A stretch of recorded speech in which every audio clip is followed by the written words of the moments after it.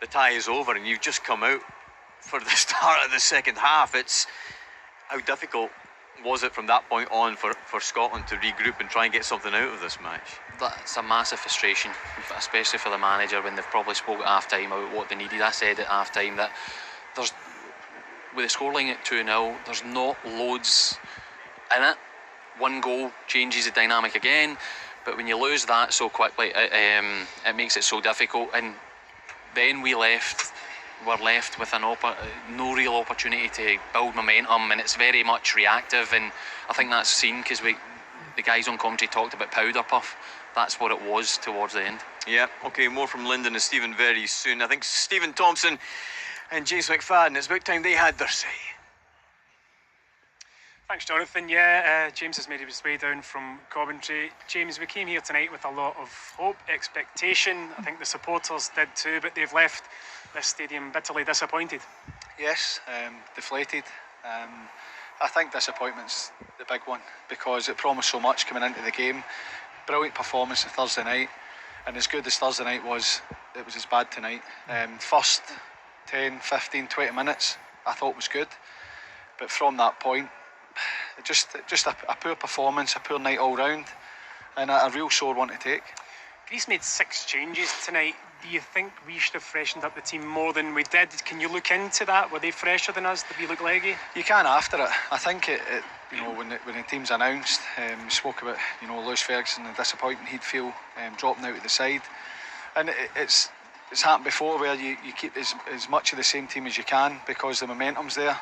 But I do think that Greece certainly looked as if they had more energy. They looked fresher. They looked dangerous. They looked really comfortable. But I think that's always a question that you ask after the game. I think before the game, not too many people would have been surprised that the team was much the same. Have we underestimated Greece there, do you think? I mean, we were at the game on Thursday night in Athens and we didn't come away overly impressed by Greece, but tonight I have to say I felt as though that was a very, very good performance from them.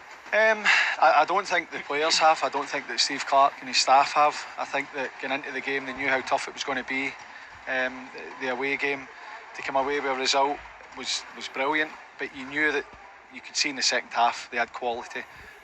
The energy they showed, the pressure they put on, put Scotland under.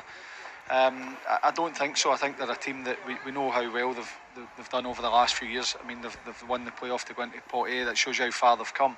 So I don't think it was a case of underestimating them, but I just think it was a case that we didn't have enough performers at the level we're used to seeing. Thursday night, I think everybody was at their best, and tonight was a game where too many players were well off their best.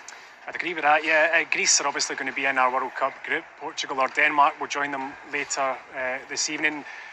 Are you still confident that we got enough to get out of the group, even with these two teams being in it? Yeah, look, I think we've shown if we're at our best, then we can be a match for anyone. But we have to be at our best.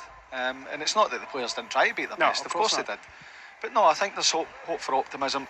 It's just a tough one right now because it's disappointment. But I think this group have shown over the years that they've been able to bounce back. They've been able to get going again. And I hope that's the case again. And I believe that it will be. And the one positive is James Wilson making his debut, I suppose. Yeah, I mean, it's good to see he's a good season with Hearts, and it's good to see young players coming in and getting their opportunity under tough circumstances. But hopefully we'll have a clean bill of health when the campaign comes round, and we'll be ready to go and really try and take control of it. Fingers crossed that is the case. Jonathan. Stephen, James, thank you very much indeed. Yes, we will be seeing Greece again in the World Cup qualifiers, and clearly they've set down a marker this evening, Lyndon, and I guess you can look at that in 2 ways. We'll be looking for revenge against them, but they'll think that they've got our number. Yeah, they will be, but I know my teammates and myself, hopefully I'm involved, and we'll be coming back out to prove a point. I joined this squad and I wanted to make major tournaments, and we've done 2 Euros back to back, which is a major thing, but now we want to make the World Cup. And the best thing I would say about this team and my teammates, that we do get on with it when there is setbacks, and now we have to focus on the next thing, and that's what we're going to do. Let's have a look at Konstantinos Karetsis once again this evening. I think I was almost guilty of talking him up too much after the first match.